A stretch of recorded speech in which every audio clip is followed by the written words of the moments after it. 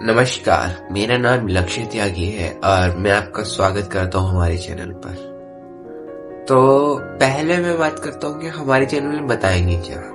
ये चैनल की first video है और इस चैनल में आने वाले टाइम में या फिर इस वीडियो में भी जो बताएंगे वो कि जो हमारे धर्म सनातनी धर्म में जो बातें किताबों में नहीं लिखी। क्योंकि अगर मैं आपसे एक सवाल पूछूं कि क्या सभी बातें अब जो कलयुग चल रहा है वो किताबों में लिखी जा सकती है, तो आप कहेंगे नहीं, ये थोड़ा सा नहीं हो सकता, ऐसा पॉसिबल थोड़ा कम है, चांसेस कम है पॉसिबल होने के।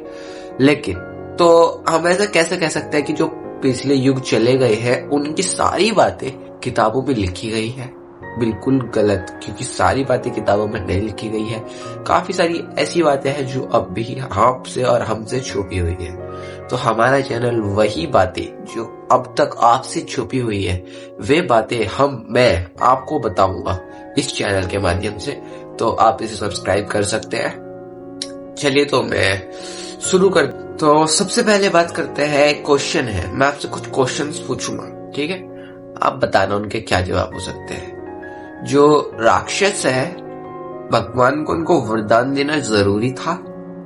ऐसा हो सकता है कि भगवान राक्षस को वरदान ना दे। क्यों भगवान को? क्योंकि पता होता था कि होगा क्या, राक्षस उसका गलत इस्तेमाल करेंगे। वो ज्यादा बड़े बड़े राक्षस हुए उनको गलत इस्तेमाल करेंगे, भगवान को पता था, फिर भी उन्होंने उसे वरदान दिया। क्या कारण हो सकता है? आप कहोगे भाई वो तो भक्त थे, आपका जरूरी होता था वरदान देना। अगर जैसे कि हम मारते हैं, जैसे आपने अभी पूछा होगा, साइंटिस्ट जो होते हैं वे रिसर्च करते हैं दवाइयों के ऊपर, तो चूहों को मार देते हैं, ठीक है? क्योंकि उससे फायदा क्या होगा, आगे आने वाले इंसान जो है उनका फायदा होगा, उनके काफी सारे लोगों को बचाया जा सकता है, इसलिए उन्हें मारना जरूरी था, ठीक है? अगर आपने किसी चूहे को मार दिया किसी बीमारी को क्योर करने के लिए, तो आगे आने वाले काफी सारे इंसानों को बचाया जा सकता है। नहीं कि आपने किसी को बचाने के लिए एक मार दिया। तो इस तरह आप उस राक्षस को अगर वरदान नहीं दोगे तो काफी सारे जो लोग हैं वे बच सकते हैं। तो क्या कारण हो सकता है कि भगवान को उसे वरदान देना ही पड़ता था? मैं बताऊंगा, लेकिन कुछ समय रुकिए। अच्छा, अगर भगवान ने वरदान नहीं दिया तो क्या होगा? आपको पता है इस बारे में? मुझे लगता है ज्यादातर लोगों को नहीं पता होगा। दूसरा, आइंस्टाइन की हम एक थ्योरी गलत करने वाले हैं इस वीडियो के थ्रू। आइंस्टाइन ने हमें एक थ्योरी दी थी कि कोई भी लाइट की स्पीड से ज्यादा ट्रेवल नहीं कर सकता, लेकिन हर इंसान के पास एक ऐसी चीज है जो कि लाइट से भी ज्यादा तेज ट्रेवल कर सकती है, और थोड़े बहुत तेज नहीं, बहुत ज्यादा तेज। वो चीज किसी भी 0.1 मिनी सेकेंड में पूरा वर्ल्ड क्रिएट कर सकती है। वो एक ऐसी चीज आपको दिखा सकती है जो आपने आज तक कभी देखी नहीं है, कुछ भी कर सकती है वो चीज। क्या है वो चीज? थोड़ा टाइम रुकिए, मैं आपको पूरा एक्सप्लेन करूंगा। साइंटिस्ट एक चीजों के ऊपर रिसर्च कर रहे हैं, वो हमारी फीलिंग्स आती है, वो दिमाग में सर्च कर रहे हैं। नहीं, आपको पता है, हमें पता है, हमारी फीलिंग्स आती है दिल से। तो जो फीलिंग्स आती है वो दिल से ही क्यों आती है? क्या कारण हो सकता है? आत्मा क्या है? वैसे आत्मा के बारे में पूरा डिटेल वीडियो में नेक्स्ट वीडियो में लाऊंगा। इसमें मैं बहुत छोटी सी चीज बताऊंगा, एक थोड़ा कनेक्ट करके, आत्मा क्या है और भगवान कहाँ रहते हैं, मेन आपको कहाँ से भगवान मिलते हैं, बहुत कुछ है वीडियो में, तो वीडियो पूरा देखना। थोड़ा सा मैंने लाइट एंगल चेंज करा है, पर चलो कोई फर्क नहीं पड़ने का। अब हम फटाफट अपने सवालों के आंसर ढूंढते क्या है, देते हैं। देखिए, मैं ये नॉलेज कहाँ से लाता हूँ ये एक सीक्रेट है और मैं किसी को नहीं बता सकता, बट कोई बात नहीं। अगर आपको इस चीज में, मेरी बातों में लॉजिक जरूर आपको एक अच्छा खासा दिखाई देगा। जैसे कि आपको पता है कि काफी सारी चीजें बुक में नहीं लिखी, यार लिख भी चुकी होगी, अगर बुक में लिखी भी होगी तो काफी सारी बुक्स भी हमारे पास नहीं है, और जो बुक है तो जरूरी नहीं कि उसको एक छेड़छाड़ या चेंजेस नहीं करे गए हैं, तो काफी कुछ चेंज तो हुआ होगा। तो चलो मैं अभी कुछ बातें बताता हूँ आपको। तो चलिए मैं आपको कुछ बातें बताता हूँ। आइंस्टाइन ने एक थ्योरी दी थी कि कोई भी लाइट की स्पीड से तेज नहीं चल सकता। उसने बताया था कि अगर कोई लाइट की स्पीड से तेज चलेगा तो ये बिल्कुल ऐसा होगा कि किसी ने गोली मारी किसी दूसरे बंदे को, ए ने गोली मारी बी को, और उसका ट्रिगर, जो बंदूक का ट्रिगर होता है, वो दबाने से पहले ही उसके जाके गोली लग गई, अगर वो गोली लाइट की स्पीड से तेज चलेगी। ये बिल्कुल ऐसा हो, कुछ समझे आप? कि अगर ए ने गोली चलाई, ट्रिगर दबाया, और वो गोली लाइट की स्पीड से तेज जा रही है, तो वो गोली ट्रिगर दबाने से पहले ही उसके लग जाएगी, यानी ये पास्ट में जाना हो गया। और पास्ट में जाना पॉसिबल है।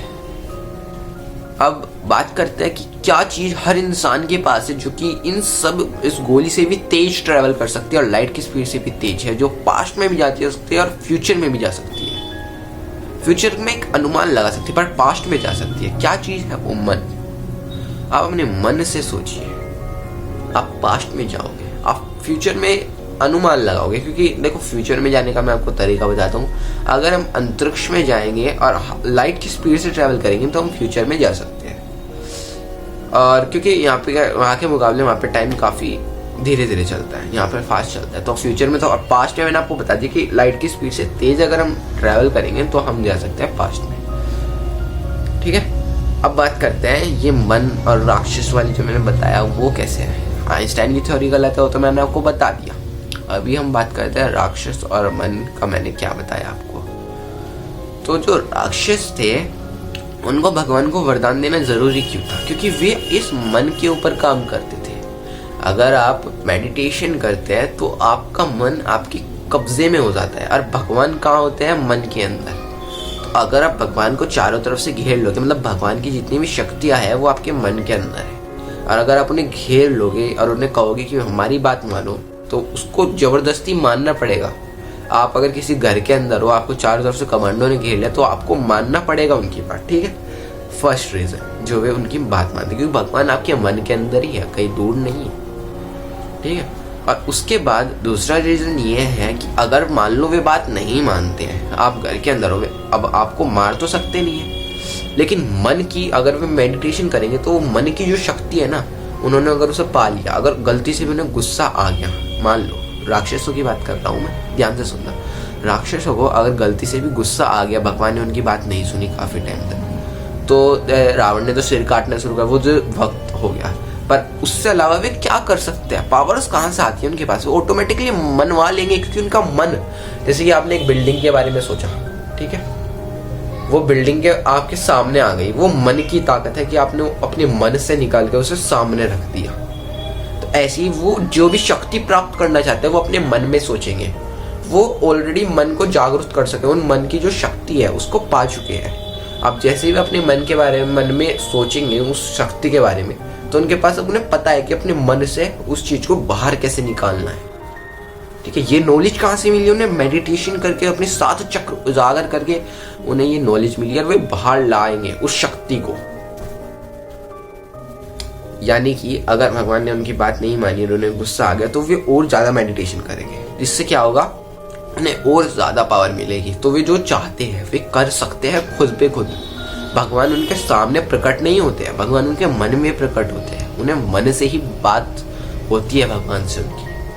तो जो सतयुग में डायरेक्ट कनेक्शन थे ना भगवान से, अगर आपने थोड़ा बहुत पढ़ा हो तो आपको पता होगा कि भगवान से सतयुग में जो लोग होते, इंसान होते थे, वे टीचर जो होते उनके, वे ईश्वर थे, भगवान थे। तो डायरेक्ट कनेक्शन में ऐसे नहीं, वे तपस्या करके ही भगवान से टीचिंग लेते थे, क्योंकि उनके मन के अंदर ही भगवान है, आप बाहर ढूंढ रहे हो। तो थोड़ा अमेजिंग और थोड़ा सा उलझाने की तरह से आपको थोड़ा बहुत समझ में आया होगा कि मन से अगर आप कुछ भी सोचते हो और उस चीज को रियल में बना देते हो, इमेजिनरी दुनिया को रियल में बना देते हो, तो सोचो क्या हो सकता है, कुछ भी कर सकते हो आप। सेम वही काम राक्षस करते थे। ठीक है, वे खुद पे खुद ही अपने मन की शक्ति से ही चीजें बना देते थे। ठीक है, अब बात करते हैं मन जो है दिल में ही क्यों होता है और आत्मा क्या है। तो आत्मा के बारे में थोड़ा सा मैं बता देता हूँ। अगर साइंटिस्ट को बताता हूँ मैं, वे अगर इंसान की सेल में डिटेल में जाएंगे, लास्ट लेवल जो होगी इंसान की सेल की, अब तक रिसर्च नहीं हुई है, मतलब अब तक उन्हें पता लगा है, वो एक बहुत छोटी सी गोल आकार की बिंदु होगी। वो बिंदु हर सेल में है, हमारी जितनी भी सेल्स है उन सब सेल्स में है। मरने के बाद वे निकल जाती है। अब वे इतनी छोटी है कि हमें दिखाई नहीं देती, और उनके बीच में गैप भी इतना है कि वैसे भी वे हमें नहीं दिखाई देती। इसलिए ही आत्मा भी इतनी छोटी होती है, इसलिए आत्मा दीवार पार कर जाती है, उनके एटम्स के अंदर से निकल जाती है। क्यों? क्योंकि वो बहुत ज्यादा माइक्रोस्कोपिक लेवल का होती है। और अगर हम अपने शरीर को सर्किल शेप में बनाएंगे तो उसका जो सेंटर होगा वो हमारा दिल में होगा।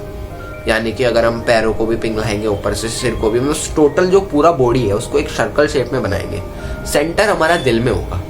तो दिल में ही हमारा मन होता है, लेकिन वो इतना माइक्रोस्कोपिक लेवल का है। बहुत अगर साइंटिस्ट हमारे दिल में रिसर्च करेंगे और माइक्रोस्कोपिक लेवल पर जाएंगे तो उन्हें एक बहुत छोटी सी रोशनी दिखाई देगी, बहुत ही ज्यादा पतली सी रोशनी, जो कि सेंटर है। तो वो रोशनी और साथ ही साथ हमारी बॉडी की हर सेल्स के अंदर माइक्रोस्कोपिक लेवल का एक पार्टिकल होता है, वो काफी सारे होते हैं, वे निकल जाएंगे। यानी कि ये समझो कि बिंदु बिंदु से बने हुए शरीर, बिंदु बिंदु से बना हुआ शरीर, पूरा शरीर आपका बिंदु से बना है और उसके अंदर बहुत छोटा सा पार्टिकल है, वो है हमारा मन। वो ही हम जब दूसरा जन्म लेते हैं तो उसमें चला जाता है। बाकी इसके पीछे क्या होता है, आपके मरने के बाद क्या होता है, ये बहुत बड़ी स्टोरी है, इसके ऊपर अलग से वीडियो बनानी पड़ेगी। अभी मेरे ख्याल से कोई ऐसा सवाल नहीं बचे जो मैंने पूछा हो और आप मतलब जो मैंने आपसे पूछा हो और मैंने ना बताया हो। बाकी अगर आपको वीडियो अच्छी लगी तो आप लाइक कर सकते हैं। और एक बात मैं कहना चाहूँगा, चलिए छोड़िए, मैं नेक्स्ट वीडियो में बताऊँगा आपको, क्योंकि काफ़ी ज़्यादा डिटेलिंग में बनानी पड़ेगी वीडियो। आत्माओं के ऊपर बताऊँगा पूरा कॉन्सेप्ट क्या है कि आपके मरने के बाद होगा क्या डिटेलिंग में, ठीक है। वैसे तो किताबों में लिखा है, मैं उसे झूठ नहीं कह रहा हूँ, वो भी सच है, लेकिन जो मैं बताऊँगा वो भी झूठ नहीं है। ये बात कहाँ से पता लगती है ये मैं नहीं बता सकता। तो thank you for watching my video. Tata, good bye.